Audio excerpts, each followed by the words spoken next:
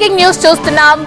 Phone tapping కేసులో కీలక పరిణామం చోటు చేసుకుంది. పోలీసుల అదుపులో మరో ఇద్దరు అధికారులని అదుపులోకి తీసుకున్నట్టు తెలుస్తోంది. అయితే ఇద్దరు పోలీస్ అధికారులను విచారిస్తుంది బృందం. అయితే ప్రణీత్ రావుతో సంబంధాలపై అధికారులు ఆరా తీస్తున్నట్టు తెలుస్తోంది.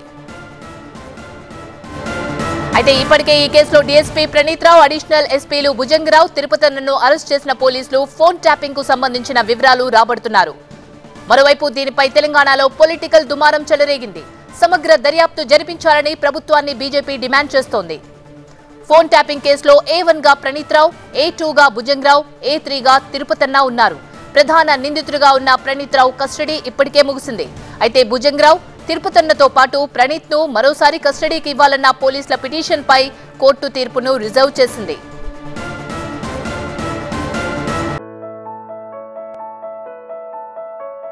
ప్రతి ఒక్క IVF క్లినిక్ లో మీకు ఈ డిస్కౌంట్ ఇస్తాము, ఆ డిస్కౌంట్ ఇస్తామంటారు. కానీ మేము బిడ్డని ఇస్తాం అని ఎందుకు చెప్పడం లేదు? మనం ప్రామిస్ కోసం డబ్బులు ఇస్తున్నామా లేదా తల్లిదండ్రులు కావడం కోసం చెల్లిస్తున్నామా? నోవా IVF దాగిన ఖర్చులుండవు, మీరు నమ్మగల నైపుణ్యం మాత్రమే.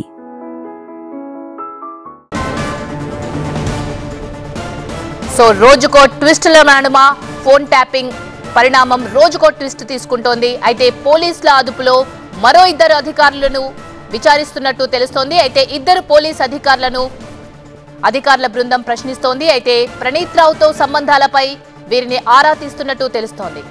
ఇప్పటికే ఈ కేసులో డీఎస్పీ ప్రణీత్ రావు, అడిషనల్ ఎస్పీలు భుజంగరావు, తిరుపతన్నలను పోలీసులు అరెస్ట్ చేసి ట్యాపింగ్ కు సంబంధించిన వివరాలు రాబడుతున్నారు. మరోవైపు దీనిపై తెలంగాణలో పొలిటికల్ దుమారం చెలరేగింది. సమగ్ర దర్యాప్తు జరిపించాలని ప్రభుత్వాన్ని బీజేపీ డిమాండ్ చేస్తోంది.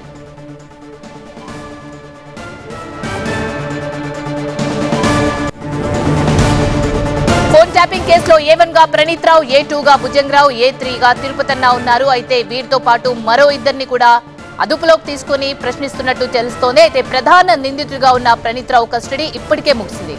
అయితే భుజంగరావు, తిరుపతన్నతో పాటు ప్రణీత్ రావును మరోసారి కస్టడీకి ఇవ్వాలన్న పోలీస్ పిటిషన్ పై కోర్టు తీర్పును రిజర్వ్ లో ఉంచింది.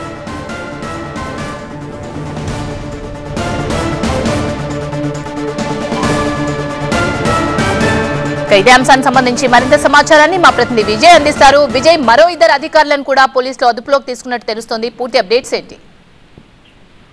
ప్రణీత్ రావు కేసులో మరొక ఇద్దరు పోలీసు అధికారులని బంజారాహిల్స్ పోలీస్ స్టేషన్ లో విచారిస్తున్నారు. ప్రణీత్ రావు డ్రైవర్ తో పాటుగా మరొక పోలీస్ అధికారి ప్రస్తుతం బంజారాహిల్స్ పోలీస్ స్టేషన్ లో ఉన్నారు. వీరి గతంలో ప్రణీత్ రావుతో ఉన్న సంబంధాలు, వీళ్ళకి ఫోన్ ట్యాపింగ్ కేసుకు సంబంధించినటువంటి వీళ్ళకి ఏమైనా లింకులు ఉన్నాయన్న కోణంలో విచారిస్తున్నారు. ప్రణీత్ రావు డ్రైవర్ ఆ రోజు ప్రణీత్ అరెస్ట్ అయినప్పటి నుంచి కూడా ఆయన పరారీలో ఉన్నాడు.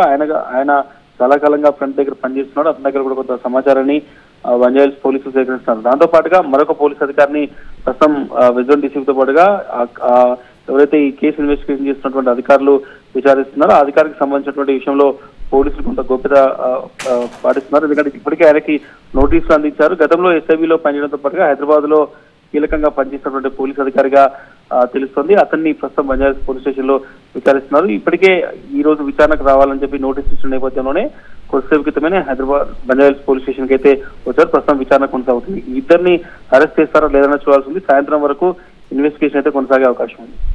Right, thank you Vijay.